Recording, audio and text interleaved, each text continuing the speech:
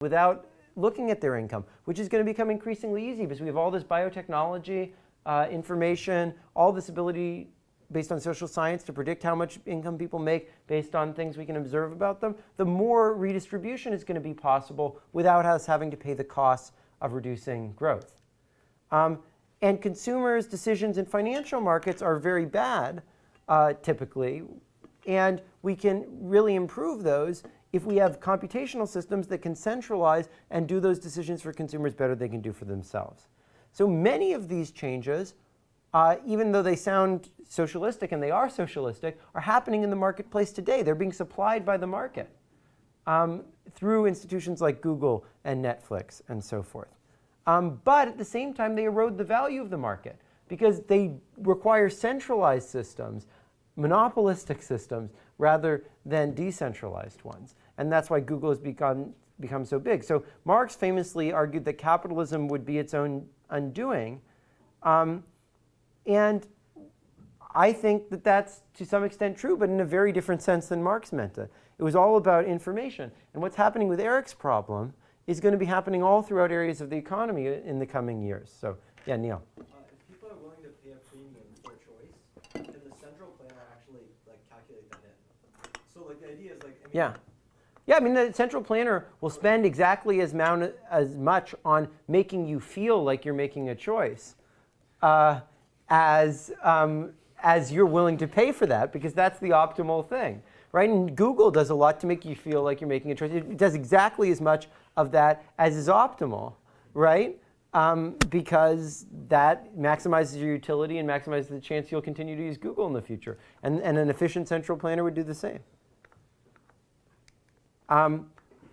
Yeah, go ahead. It seems though really hard because this sort of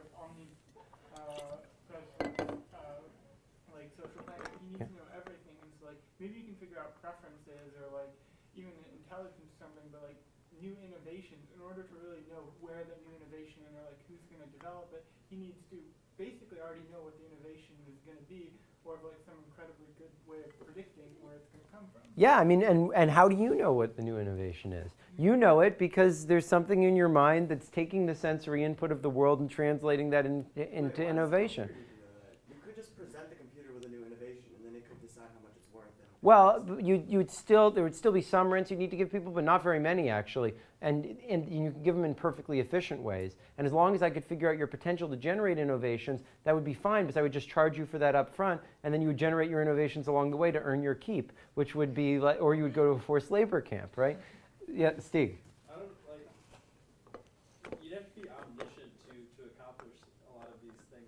It's not, I don't think, possible to tell the future based on historical information. Yeah, but so to the extent that the computer can't perfectly tell the future and no human being can, that's fine. That's just risk, and we have to handle that risk in some way. And also, how, if a country started to implement something like this, I feel like you would get all talent drained from that country elsewhere. Well, yeah, that's just reason why we need even more centralization, because there's cost-country externalities.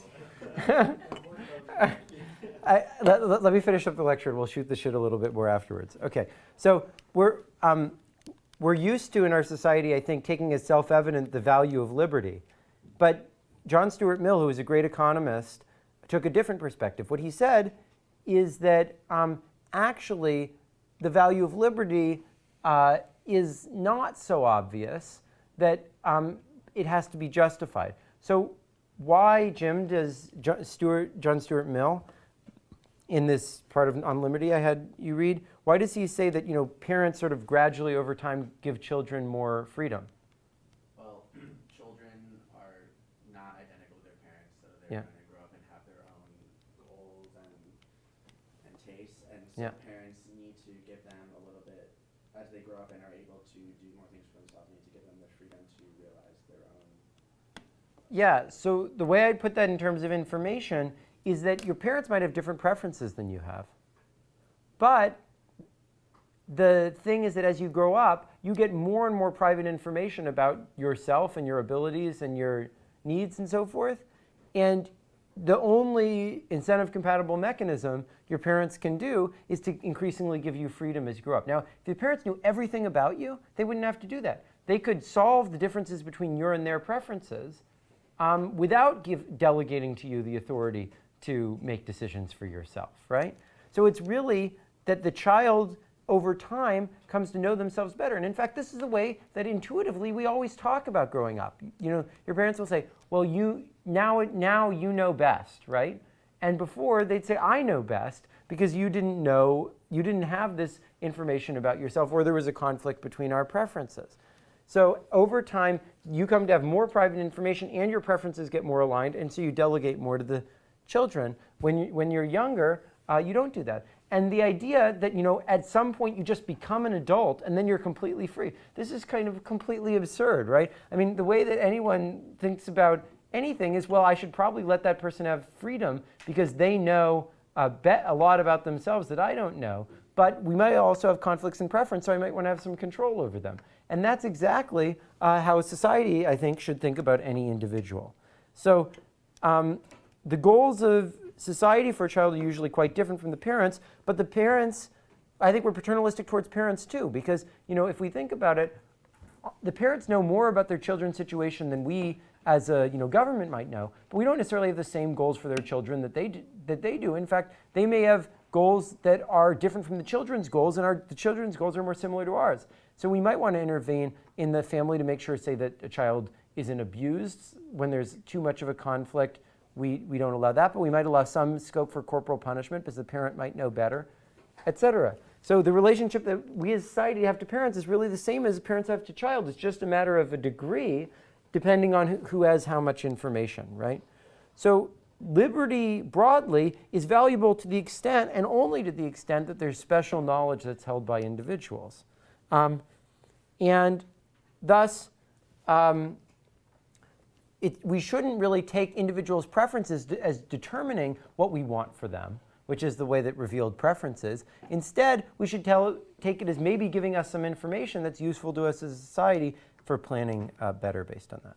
So throughout the rest of the course, we're going to explore these trade-offs. We'll see the ways in which individuals and markets misbehave, but also how it's hard to get the relevant information from them. And the optimal degree of government planning, intervention, centralization is going to depend on this balance. Many interventions don't need to be by the government per se.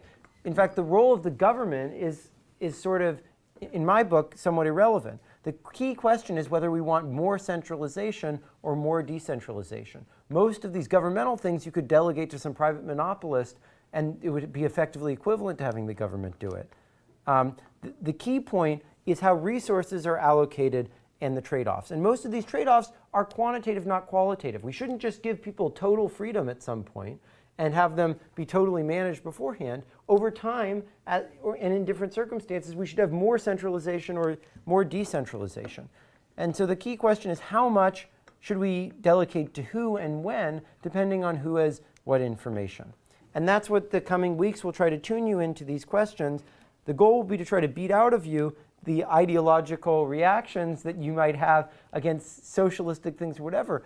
That whole debate is sort of a crazy debate, whether it's the government or not government or whatever. The key question is centralization versus decentralization. It's never going to be optimal to have total centralization or total decentralization. We always have these trade-offs, and they're affected by all sorts of things that go on in society. And I think what it really means to be an economist is to move past these ideological notions and to think about the fundamental economic trade-offs that are involved rather than the superficial question of whether it's centralized, decentralized, government, or non-government.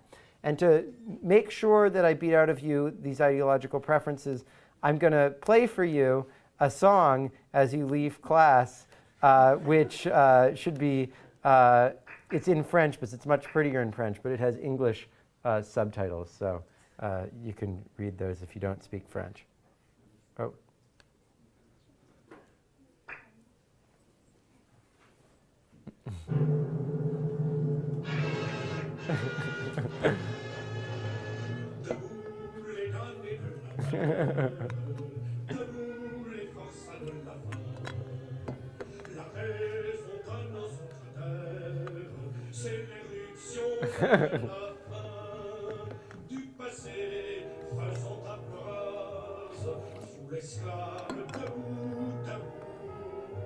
Le monde va changer de masse, C'est la lutte finale, groupe en nous et demain. International sera le genre humain. Thank you guys. If you want to talk more about stuff, just come up.